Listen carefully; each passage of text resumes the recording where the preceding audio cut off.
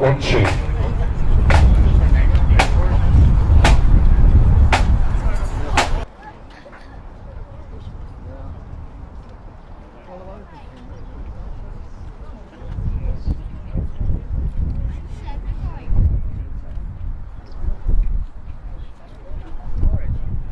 Will be presented on behalf of the following: Central Executive of the Workers' Party, Northern Region of the Workers' Party, Turf Lodge Branch of the Workers' Party, Lower Falls Branch of the Workers' Party, South Belfast Branch of the Workers' Party, East Belfast Branch on behalf of Tom Berry, White Rock Branch of the Workers' Party, Poglass and Twinbrook Branch of the Workers' Party, Turf Lodge Social Club, Lower Falls Social Club,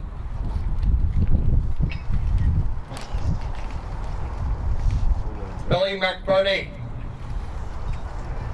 Tommy Jaunty Johnston, Jackie Wisdom, Patsy McAllister, Roy Sullivan, Michael Hart, Eamon Hatchett Kerr, Hugh Ward, Sean and Elise Mateer, Jim Moylan, Joe Curley, Tom Berry, John Hamill, the Curran family, Joe McGillis, Bobby Owens, Paul Toaster Burns, Gerald Mackers McMurray, Dan Mateer, Hen Delaney, Sally Campbell, Eddie Bird O'Neill, Adam Bell, Terry Cunningham, Billy and Jim Sullivan, Billy the Wee Man McMillan, Art McMillan, Jerry Duffy, Jim and Brady Weldon, Terry Russell, Jock McChrystal, the Russell family,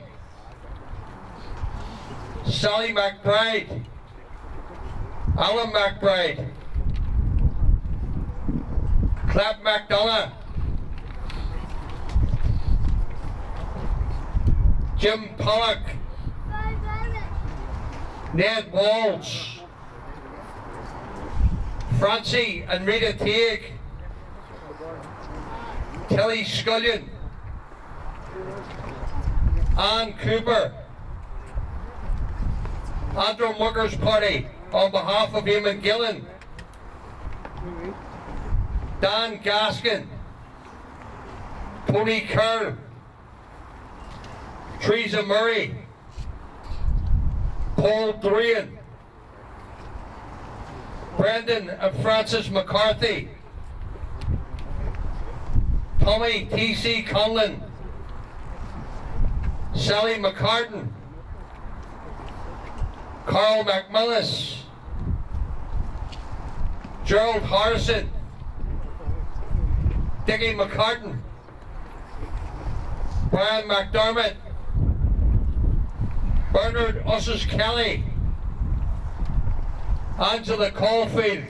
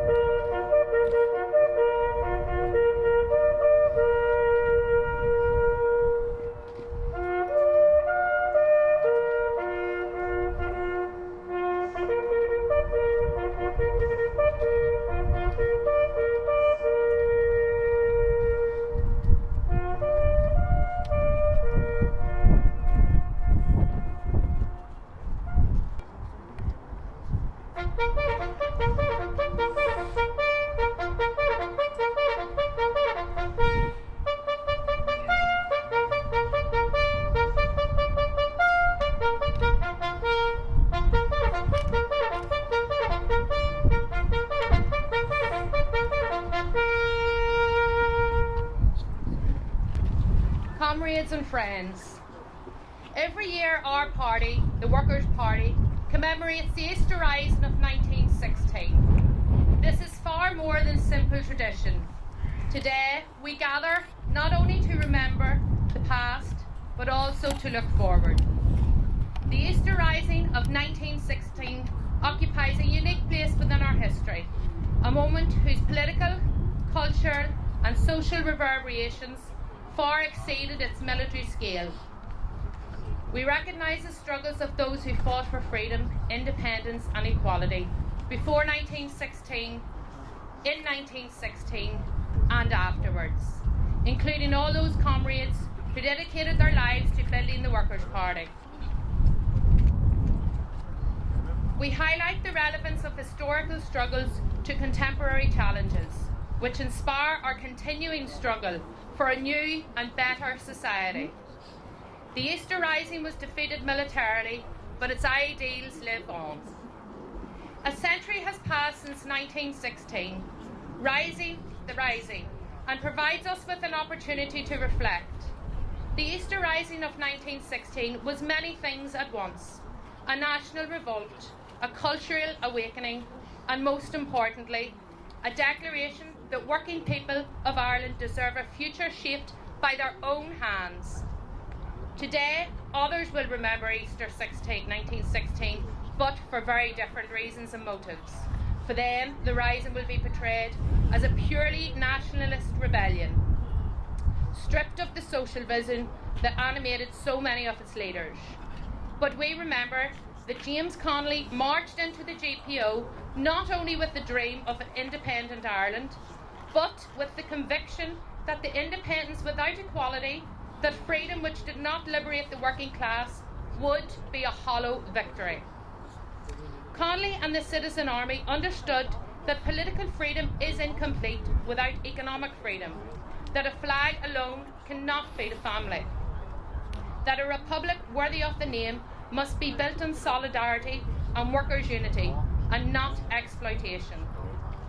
Their vision was not simply to remove the British Empire from Ireland, but to remove an economic system, capitalism, which afflicted the lives of workers everywhere.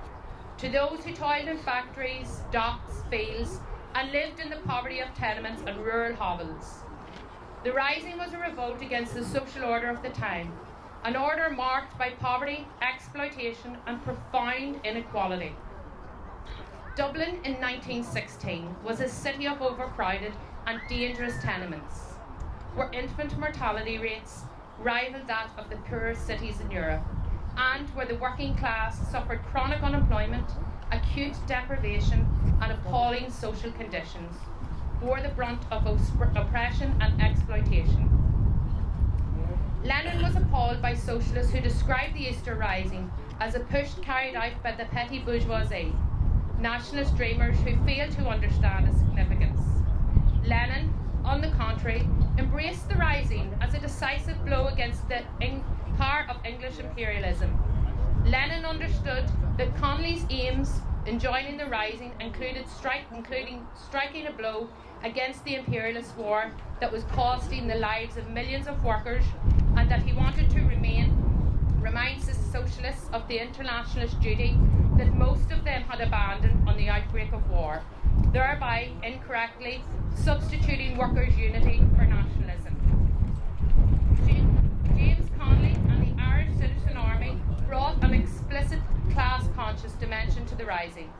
Connolly understood that political independence alone could not remedy the conditions experienced by the working class.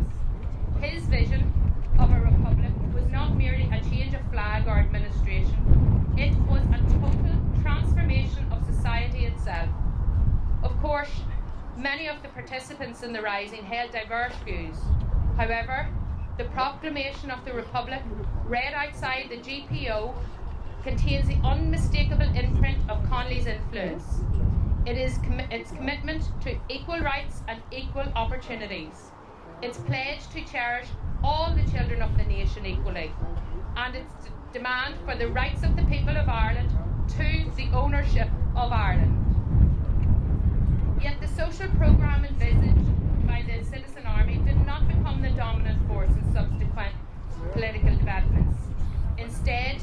emergent state prioritised the national bourgeoisie over radical social and economic transformation.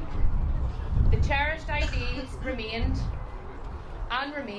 unfulfilled. Today, as in 1916, the world faced the plague of imperialist wars. Today, as then, the world was marked by open military conflict, geopolitical brinkmanship, and intense competition among the world's imperialist powers. From Eastern Europe to the Middle East and the South China Sea, war has reasserted itself as a central mechanism through which states pursue economic and strategic interests. For us, imperialist wars are not accidents.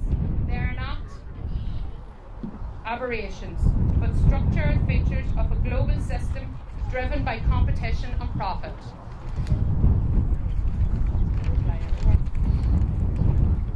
Imperialism is not simply an aggressive foreign policy.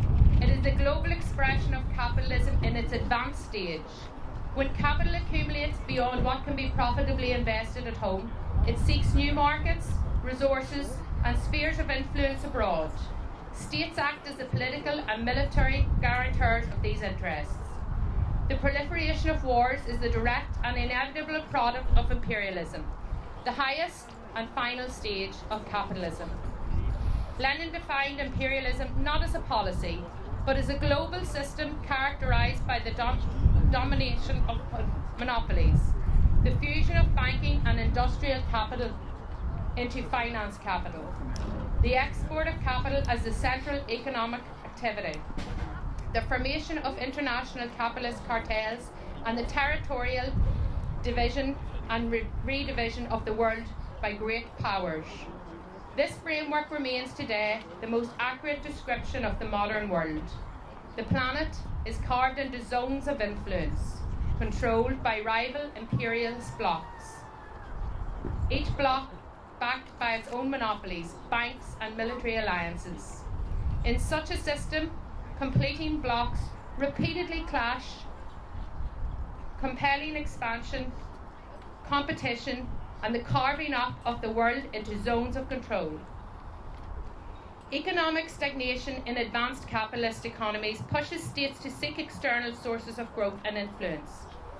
Resource scarcity, especially in energy and rare minerals, fuels geopolitical competition. The militarisation of foreign policy, including Ireland, with record global military spending, is an attempt to normalise imperialist war. The rise of nationalism and racism provides ideological cover for expansionists and aggressive policies. The current conflict in Ukraine is located within a broader struggle between NATO's decades-long eastward expansion, representing Western capital and capitalist Russia's attempt to defend and expand its sphere of influence.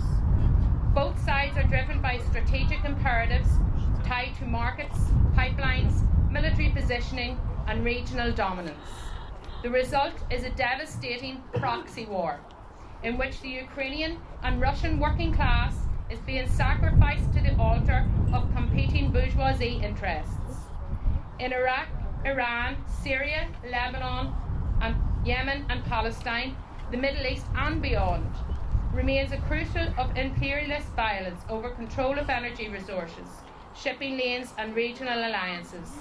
The result is a cycle of militarisation, occupation, and humanitarian catastrophe that persists because it serves the interests of the powerful states and corporations.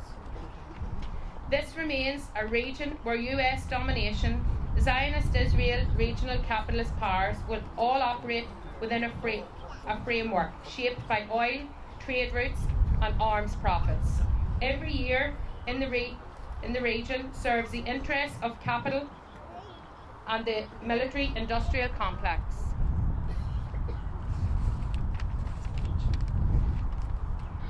The shortening rivalry between the United States and China is also rooted in competition over technology, trade routes, raw materials, and global governance.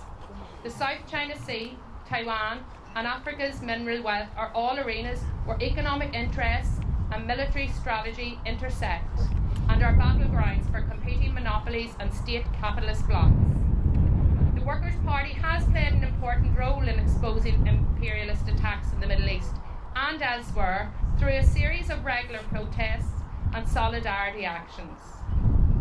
Our party opposed to the brutal US aggression against Venezuela and continues its long-standing support for socialist Cuba and its revolution. In the past week alone, the Workers' Party has been involved in sending much-needed supplies to Cuba to break the US inhumane blockade. Lenin insisted that workers must not support their own bourgeoisie in imperialist war. The task is not to choose the lesser evil amongst imperialist blocs, but to transform imperialist war into a struggle against the ruling capitalist class. The Workers' Party rejects the idea that working people have any interest in supporting imperialist competition, aggression and war. Across borders, ordinary people share more in common with each other than with the ruling class, which profits from conflict.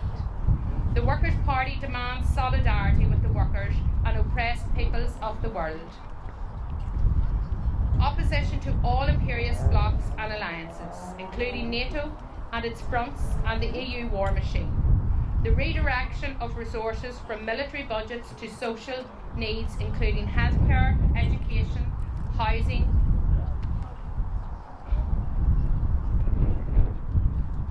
and social expenditure, and an end to the global and unaccountable arms industry, which perpetuates suffering, destroys all life and the environment, and places profit above the value of anything else, reinforcing a world order where imperialist violence is a lucrative business.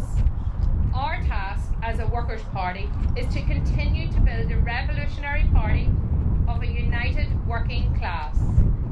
The capitalist world epitomises the crisis of overaccumulation, the intensification of monopoly competition, the militarisation of global economy, and the inability of capitalism to resolve its contradictions. A world beyond imperialist war requires a world beyond capitalism. The choice is between imperialist barbarism or the socialist transformation of society.